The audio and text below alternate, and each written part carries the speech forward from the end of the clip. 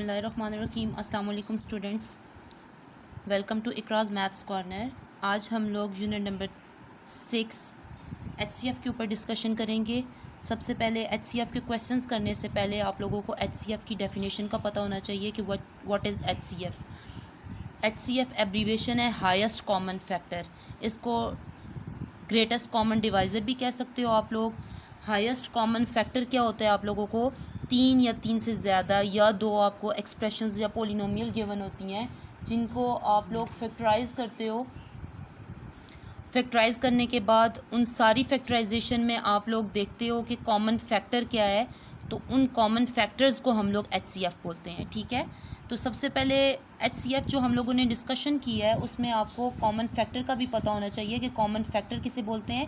Factor मतलब multiplication की form में जो वैल्यू लिखी हुई होती है। ठीक है, एक क्वेश्चन की एग्जांपल से आप लोगों को समझ आएगी। HCF को सॉल्व करने के दो मेथड हैं, by factorisation and by division method. ठीक है, डेफिनेशन क्या है, the highest number of factors common to all given expressions. कि गिवन एक्सप्रेशन की फैक्टराइजेशन करने के बाद उनमें जो कॉमन फैक्टर होता है उसको हम लोग HCF बोलते हैं। इसको सॉल्व करने के दो मेथड हैं, by factorisation, by division. Exercise 6.1 का क्वेश्चन है आपके पास, उसको हम लोग बाय फैक्टराइजेशन सॉल्व करेंगे। दो एक्सप्रेशन आप लोगों को गिवन है। फैक्टराइजेशन आप लोगों ने 5th चैप्टर में पढ़ा हुआ है। अगर आप लोगों को 5th चैप्टर अच्छे से आता है और 5th चैप्टर के रूल्स फैक्टराइजेशन के आते हैं, मेरे चैनल पे आप लोगों को पूरा 5th चैप्टर दो पार्ट्स उसके गिवन है। पार्ट 1 में फैक्टराइजेशन के हाफ रूल्स हैं और पार्ट 2 में हाफ रूल्स हैं। उसको भी आप लोग देख सकते हो, डिस्क्रिप्शन में मैं लिंक उसका सेंड कर दूँगी। आपके पास है x4 माइनस y4। इसकी फैक्टराइजेशन हम लोग करेंगे। हमें मालूम है जब टू टर्म्स बीच में माइनस का साइन आए तो फैक्टराइजेशन का रूल है कि हम लोग इसमें थर्ड फार्मूले फॉर्म मतलब a² माइनस b² वाली फॉर्म बनाएंगे। ठीक है, मैं पहले ही लिख लेती हूँ, हालांकि इसको लिखते बाद में है। ठीक है, ये वाली फॉर्म आप लोगों को गिवन है। देखो मैं इस तरह बना रही हूँ, x⁴ को लिख सकते हैं x² का स्क्वायर माइनस y² का स्क्वायर।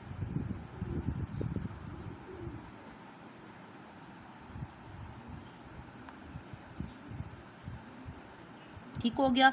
अब देखो a² b² की फॉर्म बन गई। इस स्क्वायर के अंदर वाली वैल्यू को a कंसिडर करेंगे और इसको b कंसिडर करेंगे। ये फॉर्म गिवन है, ये वाली फॉर्म बनानी है। a की जगह वैल्यू x² और b की जगह y² पुट करोगे तो आपके पास बनेगा x² प्लस y² और ये बनेगा x² माइनस y²। अब गौर से देखो तो ये मज़ीद फैक्टराइज हो सकता है। x² माइनस y² आप लोगों के पास है, माइनस का साइन भी है और स्क्वायर की फॉर्म भी बन रही है, तो ये अपनी जगह के पर फैक्टर वैसे ही रहेगा। फैक्टर अब इसे मैं बोल रही हूँ, क्यों, इसको मैंने तोड़ के लिख दिया है। फैक्टराइजेशन का क्या मतलब होता है कि जो गिवन एक्सप्रेशन होती है उसको तोड़ के फैक्टर की फॉर्म में लिखो। तो ये जो आपको प्रोडक्ट की फॉर्म में वैल्यूज़ मिल रही हैं इनको फैक्टर्स बोलते हैं। इसको मैं लिख सकती हूँ x का होल स्क्वायर माइनस y का होल स्क्वायर। अगेन यहाँ पर फार्मूला यूज़ होगा a² minus b² is equal to a plus b into a minus b. तो यहाँ पर अप्लाई करेंगे। अब इस स्क्वायर के अंदर वाली वैल्यू a कंसिडर होगी और इसको b कंसिडर करोगे, ये अपनी जगह पर एज इट इज़ रहेगी और ये आपके पास क्या आ जाएगा, x plus y and x minus y. इसकी फैक्टराइजेशन कंप्लीट हो गई। अब हम एक्सप्रेशन b की फैक्टराइजेशन करेंगे और एक्सप्रेशन b की फैक्टराइजेशन का रूल है कि अगर तीन टर्म्स नज़र आएँ, फर्स्ट का भी परफेक्ट स्क्वायर हो, लास्ट का भी परफेक्ट स्क्वायर हो, तो हम लोग परफेक्ट स्क्वायर का फार्मूला बनाते हैं। क्या होता है परफेक्ट स्क्वायर का formula, a² plus 2ab plus b²। तो हम लोग वो वाली फॉर्म पहले चेक कर लेते हैं, आया वो वाली फॉर्म बन भी रही है कि नहीं बन रही। इसको मैं लिख सकती हूँ x² का होल स्क्वायर मीन्स a² की फॉर्म बनाई, फिर लास्ट वाली वैल्यू y² का होल स्क्वायर मतलब b² की फॉर्म बनाई। अब a क्या है इसमें, x² और b क्या बन गया, y² प्लस 2 फार्मूले वाला a क्या है x² और b क्या था y²। अब चेक करो मल्टीप्लाई करके क्या मिड वाली वैल्यू सेटिस्फाइड करती है, 2 इंटू x² y²। तो देखो मल्टीप्लाई करने से, क्योंकि ब्रैकेट शोज मल्टीप्लिकेशन, तो 2x² y² ही आएगा, तो ये सेटिस्फाइड कर रही है। सबसे पहला काम ही परफेक्ट स्क्वायर में होता है सेटिस्फाइड करना। सेटिस्फाइड मींस दरमियान वाली वैल्यू तोड़ के जब आप लोग उस फॉर्म में लिखोगे तो दरमियान वाली वैल्यू मल्टीप्लाई करने से आनी चाहिए। तो ये देखो एज इट इज़ है, तो यहाँ पर हम लोग परफेक्ट स्क्वायर का फार्मूला यूज़ कर सकते हैं। 2ab plus b² is equal to a plus b whole square as a equals to x² and b equals to y²। ये हमें फॉर्म गिवन है, ये वाली फॉर्म बनानी है तो इसमें पुट करेंगे x square plus y square का होल स्क्वायर। हमें पता है कोई वैल्यू होल स्क्वायर में हो तो हम लोग उसको ओपन करके लिख सकते हैं जितनी पावर हो। इसकी पावर 2 है तो इसको 2 टाइम्स ओपन करके लिखेंगे। अब आप लोगों के पास फैक्टराइजेशन कंप्लीट हो गई है। इसमें तो प्लस का साइन है, स्क्वायर ज़रूर है बट प्लस का साइन है। ऊपर स्क्वायर था, माइनस का साइन था, तो थर्ड फार्मूला मीन्स ए स्क्वायर माइनस बी स्क्वायर वाला फार्मूला यूज़ किया। इसको मज़ीद यूज़ नहीं कर सकते। अब हम लोगों ने नेक्स्ट जो हेडिंग देनी है, कॉमन फैक्टर की हेडिंग देकर आप लोगों ने सॉल्व करना है। इसमें कॉमन फैक्टर क्या मतलब कि जो इसके आंसर्स आए हैं एक्सप्रेशन को सॉल्व करने के बाद, जो एक जैसी फैक्टर नज़र आ रहे हो। अब x square plus y square इसमें भी है, इस एक्सप्रेशन में भी है, तो ये एक जैसा हुआ, ये इसका क्या कहलाएगा, कॉमन फैक्टर। मज़ीद चेक करते हैं, इसमें एक्स प्लस वाई है, इसमें आ गया एक्स स्क्वायर, ये तो एक जैसी है ही नहीं है। इसके पास तीसरा, ये भी एक जैसा नज़र नहीं आ रहा है। इसका मतलब है यही आपके पास जो है वो x square plus y square जो है वो कॉमन फैक्टर है। और हम लोगों ने डेफिनेशन पढ़ी हुई है कि जो highest number of factor common to all given expression, जो गिवन एक्सप्रेशन है उनमें जो कॉमन फैक्टर आता है वो इसका क्या कहलाता है, HCF कहलाता है। तो हम लोग HCF लिखेंगे। जो आंसर आया कॉमन फैक्टर का आंसर क्या आया था, x square plus y square answer आया था, तो हम लोग भी इसका HCF लिखेंगे, x square plus y square answer. ये इसका आंसर है। ये HCF बाय फैक्टराइजेशन जो दो मेथड है सॉल्व करने की, उनमें हम लोगों ने किया। नेक्स्ट जो टॉपिक है वो आपके पास है बाय डिवीजन के। HCF बाय डिवीजन हम लोग कैसे सॉल्व करेंगे। नेक्स्ट आप लोगों के पास क्वेश्चन है HCF बाय डिवीजन। आप लोगों को 2 एक्सप्रेशंस या 3 एक्सप्रेशंस गिवन होंगी। इस 9th क्लास में आपको 2 ही एक्सप्रेशन गिवन है जिसकी आप लोगों ने डिवीजन करनी है, क्योंकि ये पोलिनोमियल्स गिवन है। सोल्यूशन के बाद जब आप इसको लिखोगे तो P ऑफ X और Q ऑफ X की फॉर्म में लिखोगे। उसके बाद आप लोगों ने सबसे पहले जो कि चेक करना है, जो आपको एक्सप्रेशंस गिवन है उनकी फर्स्ट टर्म्स को चेक करना है, आया वो एक जैसी हैं कि नहीं है। अगर तो एक जैसी हैं तो किसी एक एक्सप्रेशन को अंदर रखो, किसी एक एक्सप्रेशन को बाहर रखो, आंसर सेम ही आएगा। आप अपनी चॉइस से एक एक्सप्रेशन अंदर और एक एक्सप्रेशन को बाहर रख सकते हो। अब आपके पास यहाँ पर देखो तो एक जैसी हैं। अगर फॉर एग्जांपल इस एक्स स्क्वायर के साथ यहाँ पर 2 लगा हुआ होता तो ऑफकोर्स इसकी फर्स्ट टर्म बड़ी होती, तो फिर मैं इस एक्सप्रेशन को अंदर रखती। अब आप लोगों ने इन दोनों एक्सप्रेशंस में से फर्स्ट टर्म एक जैसी है तो मर्जी अपनी चॉइस से एक कोई एक्सप्रेशन रखो। फॉर एग्जांपल मैं इसको अंदर रख देती हूँ और इसको बाहर रख लेती हूँ। याद रखना, जब अंदर एक्सप्रेशन किसी को भी अंदर रखोगे तो उसकी सारी टर्म्स का मौजूद होना ज़रूरी है। एक्स स्क्वायर के बाद एक्स आ रहा है, एक्स के बाद कांस्टेंट, तो ये पूरी टर्म्स मौजूद है। फॉर एग्जांपल एक्स स्क्वायर के बाद आपके पास एक्स वाली टर्म मौजूद ना होती तो आप लोगों का पहला काम होता कि यहाँ पर 0x खुद से वो वाली टर्म लिखते, पूरी करते। X square plus 0x minus 3, ठीक है। अब यहाँ पर मौजूद है तो इसको पूरा करने की ज़रूरत नहीं है। बाहर की एक्सप्रेशन बेशक आपके पास मिसिंग टर्म हो, उसका कोई फ़र्क नहीं पड़ता। अब आप लोगों ने क्या करना है, यहाँ पर HCF बाय फैक्टराइजेशन का पहला रूल है कि अंदर की फर्स्ट टर्म और बाहर की फर्स्ट टर्म को एक जैसा बनाना है। अंदर भी आपके पास एक्स स्क्वायर है, बाहर की फर्स्ट टर्म के पास भी एक्स स्क्वायर है, एक जैसी हैं, बनाने की ज़रूरत नहीं है। आप लोग इसको कितनी टाइम लिखोगे, 1 टाइम लिख के स्क्वायर के नीचे स्क्वायर, कांस्टेंट टर्म के नीचे कांस्टेंट, एक्स के नीचे एक्स लिखोगे। उसके बाद आप लोगों ने क्या करना है, साइन चेंज करना है।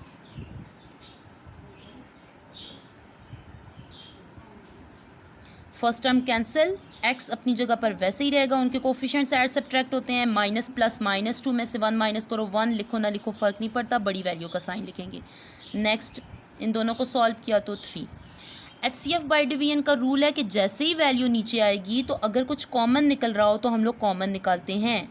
तो यहाँ पर कॉमन की पहले लाइन लगा लो, क्योंकि ऑफ कोर्स मुझे कॉमन नज़र आ रहा है। फैक्टराइजेशन का रूल है, आपको बार बार बता रही हूँ, लिंक डिस्क्रिप्शन में है, आप वहाँ से रूल सीख सकते हो फैक्टराइजेशन के। फर्स्ट टर्म के साथ माइनस का साइन है, आप लोग सबसे पहले माइनस का साइन कॉमन लोगे। और तो कुछ कॉमन नहीं निकल रहा, कॉमन लेने की भी रूल्स हैं कि आप लोग एक माइनस का साइन अगर फर्स्ट टर्म के साथ हो तो वो कॉमन ले सकते हो, और एक टेबल कॉमन ले सकते हो। वेरिएबल इसमें कॉमन नहीं लिया जाता। माइनस का साइन कॉमन लोगे तो ऑफकोर्स माइनस का साइन कॉमन लेने से तो अंदर की फर्स्ट टर्म और सेकेंड टर्म या थर्ड टर्म कुछ भी टर्म्स हैं उनके साथ साइन चेंज हो जाते हैं। अब ये -x है तो +x बन गया, ये +3 था तो ये -3 बन गया। अब जैसे ही वैल्यू नीचे आई तो मैंने कॉमन ले लिया क्योंकि मुझे कॉमन नज़र आ रहा था। उसके बाद आपके पास क्या आ गया, फर्स्ट टर्म के पास 1x है और बाय की फर्स्ट टर्म के पास 2 है। बाय बड़ी वैल्यू नज़र आ रही है, अंदर छोटी वैल्यू नज़र आ रही है। जब ऐसी कंडीशन हो तो HCF बाय डिवीजन कहता है इस लाइन को एक्सटेंड करो और इसको डिवाइज़र बना दो और इसको आप लोग अंदर ले जाओ। और जब इस वैल्यू को अंदर लेके जाओगे तो अभी तो यहाँ पर सारी टर्म्स मौजूद थी तो मैंने यहाँ पर लिखा, अगर यहाँ पर मौजूद ना होती तो हम लोग खुद से उसको पूरा करते। अब ऊपर भूल जाओ कोई स्टेप किया, बस माइंड में ये रखो कि ये बाहर की टर्म है, ये अंदर की टर्म्स है और मैंने इसको कैंसिल करना है। वही तरीका है आपके पास, अंदर की फर्स्ट टर्म के पास और बाहर की फर्स्ट टर्म के पास एक जैसी वैल्यूज़ होनी चाहिए। अंदर की फर्स्ट टर्म के पास एक्स स्क्वायर है, मींस 2x है, और बाहर की फर्स्ट टर्म के पास 1x है। तो बाहर कितने x की कमी हुई या किस चीज़ की कमी हुई? तो 1x की कमी हुई। जिस चीज़ की कमी होती है उसको आप लोग बाहर की पूरी वैल्यूज़ के साथ मल्टीप्लाई करते हो। ठीक हो गया। किसके साथ मल्टीप्लाई किया? x के साथ किया। जिसके साथ करते हो उसको ऊपर लिखेंगे, जो आंसर आएगा उसको आप लोग यहाँ पर लिखोगे, x square minus 3x sign change, ये क्या आ गया 2x माइनस प्लस करके यहाँ पर। जैसे ही वैल्यू नीचे आएगी तो ऑफ कोर्स अगर हमें कुछ कॉमन निकलता हुआ नज़र आए तो हम लोगों ने कॉमन लेना है, क्योंकि ये HCF बाई डिवीजन है। तो यहाँ पर आप लोगों को क्या कॉमन नज़र आ रहा है? 2 का टेबल कॉमन नज़र आ रहा है, x, और यहाँ पर क्या बचेगा 2 1 होता है, 1 लिखो ना लिखो फ़र्क नहीं पड़ता, 2 3 6 होता है, यहाँ पर 3 आ गया। अब अंदर की फर्स्ट टर्म क्या बन गई? x, और बाहर की फर्स्ट टर्म क्या बन गई? x। ये तो बिल्कुल सेम है, इसको अंदर लेके जाने की ज़रूरत ही नहीं है, इसको 1 टाइम लिखेंगे तो ये वैल्यू कैंसिल हो जाएगी। साइन चेंज, अब जिसकी वजह से सारी वैल्यू कैंसिल होती है, क्योंकि सिंपल डिवीजन में तो हम लोग क्वोशंट को आंसर मानते हैं, HCF बाई डिवीजन में जिसकी वजह से सारी वैल्यू कैंसिल हो रही होती है उसका डिवाइज़र जो होता है वो इसका HCF कहलाता है। तो आपके पास HCF क्या होगा इसमें? x minus 3 required answer. Hope so तुम लोगों को डिवीजन बहुत अच्छे से समझ आई होगी। एक और क्वेश्चन है, वो आप लोग एग्जाम्पल के तौर पे कर सकते हो। आपके पास क्वेश्चन है next, y cube minus 3y plus 2 and y cube minus 5y square. पहले इसको पोलिनोमियल आपको गिवन है तो ऑफकोर्स आप पोलिनोमियल की फॉर्म में लिखोगे p of y and q of y। दोनों की फर्स्ट टर्म एक जैसी है तो मर्जी है किसी एक को अंदर और किसी एक को बाहर रखो। पीछे वाले क्वेश्चन में नीचे वाली एक्सप्रेशन को अंदर रखा था, अब मैं ऊपर वाली एक्सप्रेशन को अंदर रखूँगी। गौर से देखो तो वाई क्यूब के बाद y आ रहा है, इसके बाद क्या आना चाहिए था? Y square. तो जो वैल्यू मिसिंग होती है तो अंदर हम लोग खुद पूरी करते हैं। वाई स्क्वायर मिसिंग थी तो प्लस 0 वाई स्क्वायर के साथ हम लोगों ने अंदर लिखा। अब टर्म्स पूरी हो गई, क्यूब के बाद स्क्वायर, स्क्वायर के बाद वाई, उसके बाद कांस्टेंट टर्म। अब वही रूल्स शुरू हो जाएंगे, अंदर की फर्स्ट टर्म बाहर की फर्स्ट टर्म बिल्कुल सेम है। 1 टाइम लिखा, क्यूब के नीचे क्यूब, स्क्वायर के नीचे स्क्वायर, वाई के नीचे वाई, कांस्टेंट टर्म के नीचे constant term, sign change, value cancel. जैसे ही वैल्यू सॉल्व करने के बाद ये तुम लोगों ने खुद करना है, सैम्पल के तौर पे सामने रख रही हूँ।